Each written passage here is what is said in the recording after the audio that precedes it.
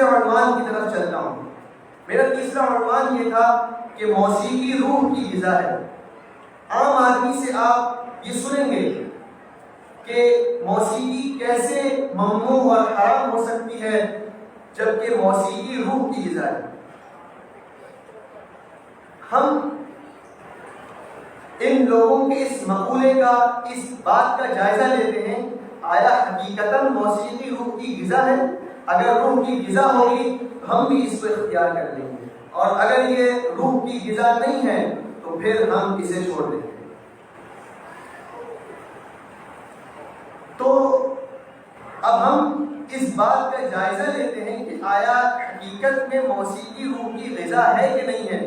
تو ہمارے پاس صحیح اور غلط کا معیار نہیں ہے مگر قرآن اور حدیث. ہم کسی کی بات کو بھی پہچانیں گے کہ یہ صحیح کہہ رہے ہیں یا یہ غلطی میں مبتلا ہے تو ہم اپنے سامنے کلام اللہ کو رکھیں گے اور کلام رسول صلی اللہ علیہ وسلم کو رکھیں گے. جب ہم قرآن اور حدیث پر اس مقولے کو پیش کرتے ہیں اور قرآن اور حدیث کی بارگاہ میں اس مقولے کو لے کر جاتے ہیں تو قرآن ایسے مقولے کی یکسر نفی کر دیتا ہے. قرآن اس بات کو یکسر جھٹلا دیتا ہے، بلکہ قرآن اپنا نظریہ پیش کرتا ہے. صرف جھٹلاتا نہیں ہے، اپنا نظریہ بھی پیش کرتا ہے اور اس پر اصرار بھی کرتا ہے کہ لوگ اسی کو اختیار کریں. میں آپ کے سامنے پہلے غذا کو بیان کرتا ہوں کہ غذا کس کو کہتے ہیں، پھر ہم دیکھیں گے کہ آیا یہ غذا بن بھی سکتا ہے کہ نہیں. جب ہم غذا کے متعلق دیکھیں تو ایک عام آدمی اس بات کا فیصلہ کر لے گا کہ غذا اس چیز کو کہتے ہیں جو انسان کو صحت مند بنا دے. ایسا ہی ہے نا، غذا کس کو کہیں گے کہ جو انسان کے جسم میں داخل ہو جائے اور اس کو صحت بخش دے، یہ غذا ہے. اور جب انسان صحت مند ہوتا ہے تو صحت پر یہ نتیجہ ہوتا ہے کہ وہ مطمئن اور خوش رہتا ہے. یہ اصول آپ کے ذہن میں رہنا چاہیے.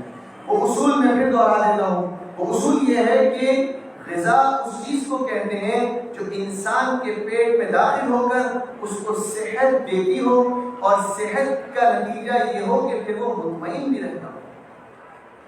اب جب ہم اس مقولے پر غور کرتے ہیں اور دیکھتے ہیں کہ آیا موسیقی غذا بن سکتی ہے، آیا موسیقی کو سننے کے بعد ہمارے کانوں میں جب موسیقی چلی جاتی ہے تو آیا وہ ہماری روح کو، ہماری روحانیت کو قوی کرتی ہے، اسے صحت مند بناتی ہے.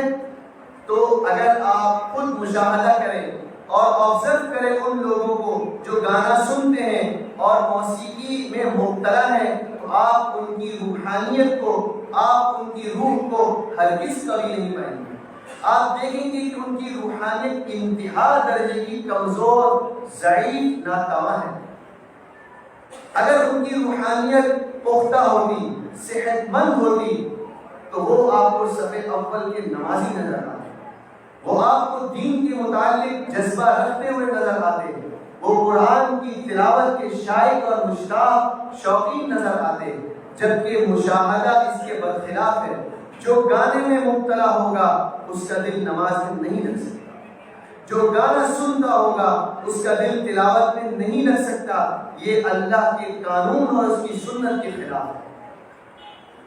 تو جب ہم غور کرتے ہیں ایسے لوگوں کی روحانیت پر جو موسیقی کو روح کی غذا کہتے ہیں تو ہم ان کی روحانیت کو انتہائی کمزور پاتے ہیں اور اسی کی طرف باری تعالیٰ بھی اشارہ کرتے ہیں کہ یہ لہو الحدیث ہے، یہ غافل کر دینے والی چیز ہے، اور غافل کر دینے والی چیز روح کو پختہ اور مضبوط نہیں کر سکتی.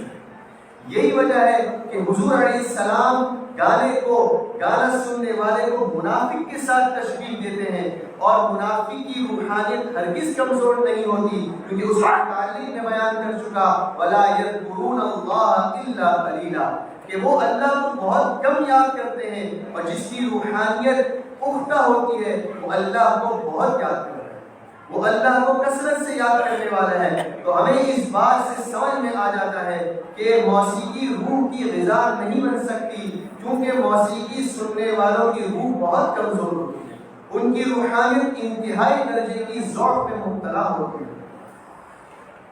علامہ جوہری اپنی کتاب الصحاح میں معازف کا ترجمہ کرتے الملاہی، یعنی یہ آلات موسیقی الملاہی ہے، یعنی غافل کر دینے والے آلات ہیں۔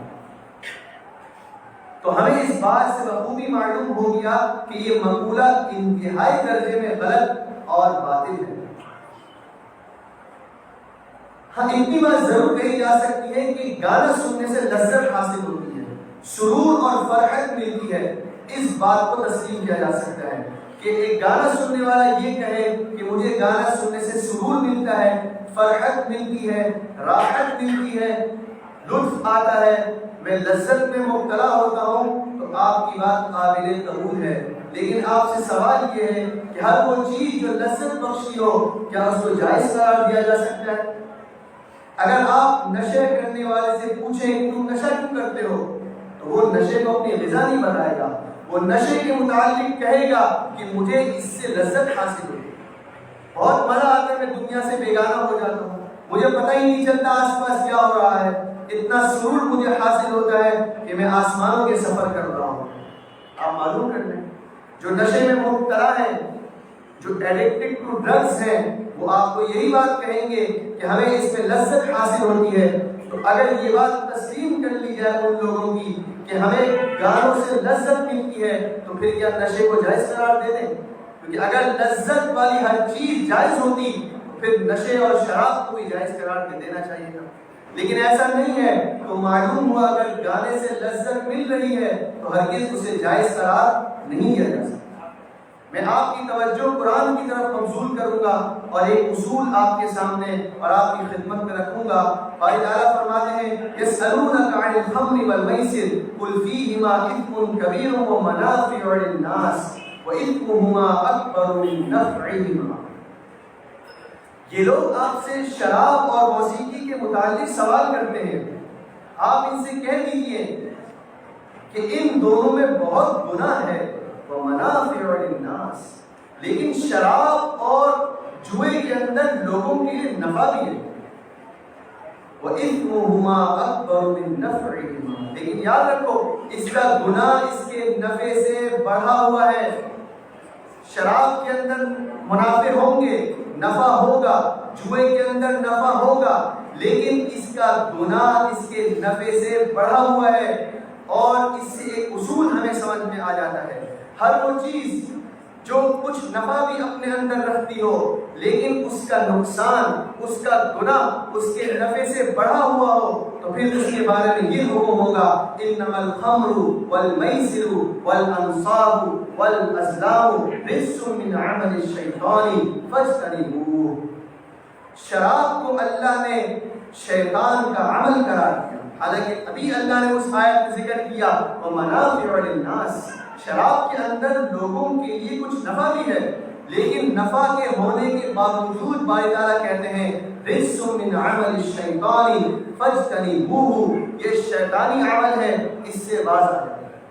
اس سے یہ بات سامنے آ گئی کہ ہر وہ چیز جو اپنے اندر کسی قدر نفع رکھتی ہو لیکن اس کا نقصان، اس کا گناہ اس کے نفع سے بڑھا ہوا ہو، تو ایسی چیز رجس من عمل الشیطان ہے، اور اس کا حکم یہ ہوگا فاجتنبوہ، اس سے باز آ جاؤ۔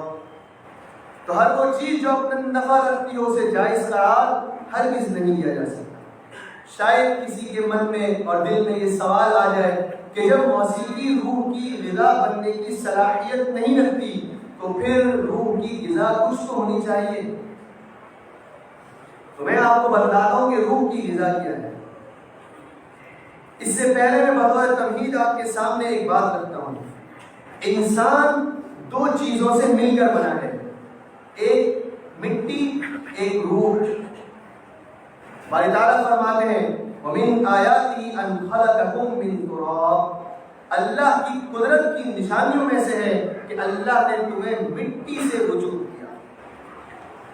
اور اسی طرح باری تعالیٰ یہ بھی فرماتے ہیں فَإِذَا سَوَّيْتُهُ وَنَفَخْتُ فِيهِ مِن رُّوحِي، کہ میں نے انسان کے اندر روح بھی پھونک رکھی ہے۔ اس سے یہ بات معلوم ہوتی ہے نہ تو انسان صرف مٹی سے بنا ہے اور نہ تو انسان کے اندر صرف روح موجود ہے، بلکہ انسان مٹی اور روح سے مرکب ہے اور مل کر بنا ہے۔ اس سے یہ بات سمجھ میں آتی ہے کہ جب انسان دو چیزوں سے مل کر بنا ہے تو انسان کی ضروریات بھی دو مختلف ہوں گی۔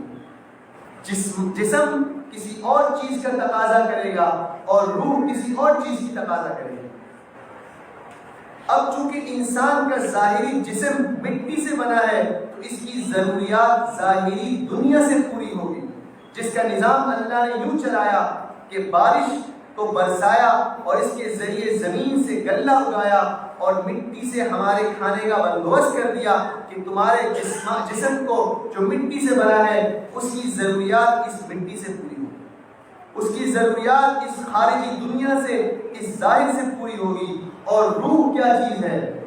یسألونک عن الروح قل الروح من امر ربی وما اوتیتم من العلم الا قلیلا۔ یہ روح کے متعلق آپ سے سوال کرتے ہیں، آپ ان سے کہیے کہ روح میرے رب کا حکم ہے۔ جب یہ حکم ربی ہے تو اس کی غذا بھی اللہ کے حکم سے دی جائے گی، اس کی غذا آسمانی ہوگی۔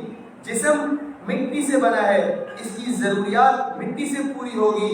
روح اللہ نے انسان میں پھونکی ہے، امر ربی ہے، اس کی ضروریات آسمان سے پوری ہوگی۔ تو ہم آسمانی تعلیمات پر غور کرتے ہیں کہ آسمان روح کی کیا غذا مقرر کرتا ہے۔